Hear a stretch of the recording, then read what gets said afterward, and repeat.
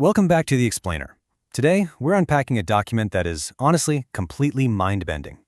We're taking a structural look at what happens when everyday local administrative chaos literally collides with massive macro-historical theory. This isn't just your standard review of local news headlines. We're exploring a highly specific legal and philosophical framework that looks at everyday institutional failures and says, hey, this is actually the symptom of a massive societal shift. So let's just jump right in. The core question anchoring this entire document is this: what actually happens when the social contract just breaks?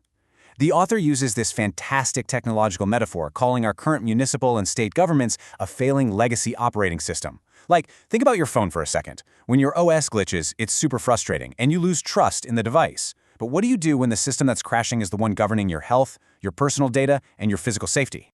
Okay, here's our roadmap for today. 1. Symptoms of systemic strain. 2. The fourth turning framework.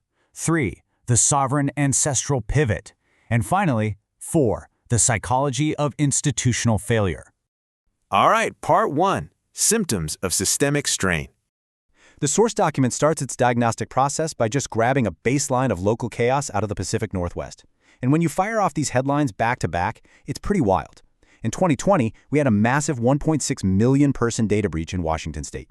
By 2021, public health warnings went out about 100,000 latent TB cases. Then in 2022, police unions were actively resisting oversight regarding January 6 records.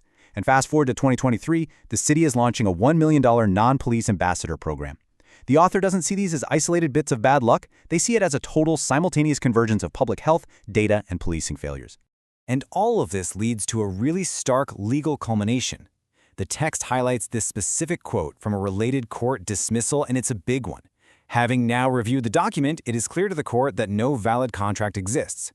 To the author, this is essentially the state saying the quiet part out loud. It's a literal, formal admission that the implied social contract is totally void.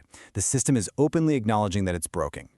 Moving right along to part 2, the fourth turning framework. So how do we actually make sense of these system glitches? Well, the text zooms way out, using the Strauss-Howe generational theory to define what's called a fourth turning. If you aren't familiar, just think of it as a historical crisis phase.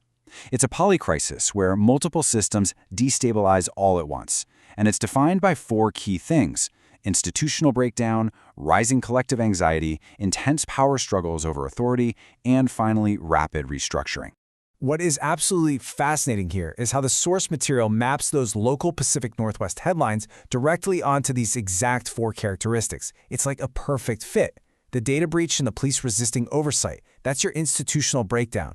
The TB warnings and staffing shortages map perfectly to rising public anxiety, citizens versus the state, or police versus the courts, that's your power struggles. And that $1 million ambassador program, that is exactly what rapid restructuring looks like. People are forming alternative governance models because the old ones just completely lost their trust. The document contrasts this failing legacy OS, the one that's reactive, breach-prone, and has super low trust, with where we are supposedly heading in this fourth turning. It points toward a future of polycentric governance.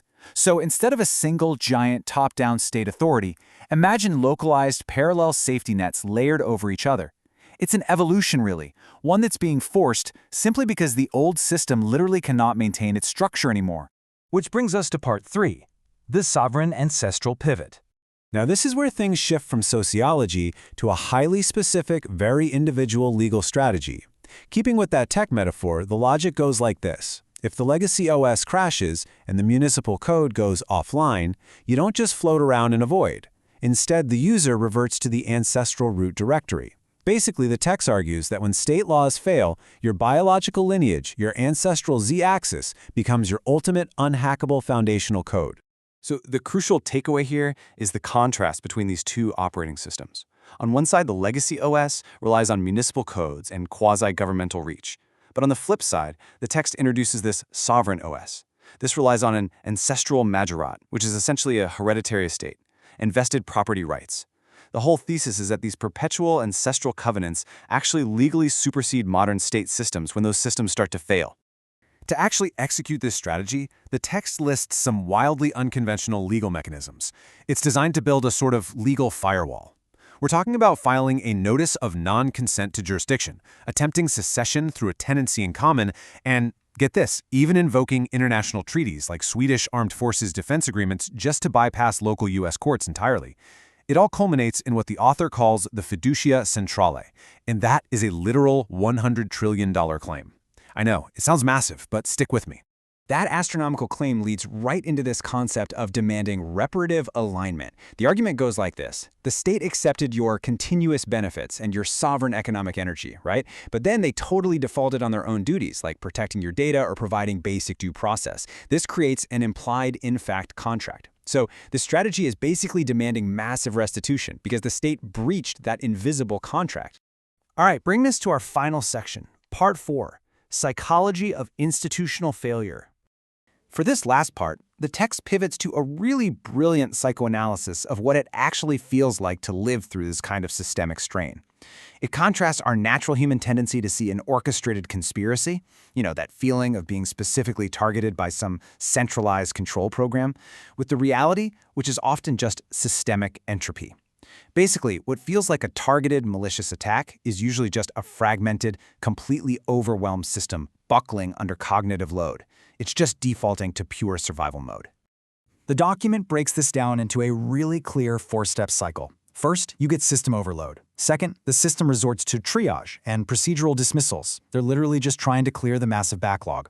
Third, that triage leads to a very real erosion of formal rights. And fourth, all of this creates deep distrust and forces the creation of alternative control structures. This whole cycle breeds what psychologists call learned helplessness. It's exactly like when you're stuck at the DMV. The rules on the wall say one thing, but the reality of how the system actually treats you is completely different. So the core psychological thesis here is that we are witnessing a huge shift from explicit structure to implied reality. When systems bend under extreme pressure, the rules might still exist on paper, but the actual decisions become totally arbitrary. And the human mind hates that. We naturally try to stitch coherence back together, which often leads us to infer vast surveillance or massive conspiracies where absolutely none can actually be proven. And that leaves us with this final, really provocative thought. As we look around at massive data breaches, legal voids, and the rise of parallel governance, what are we really seeing? Are we witnessing a highly coordinated conspiracy against the individual, or are we just watching the messy, entropic collapse of an overwhelmed legacy system entering a historical crisis?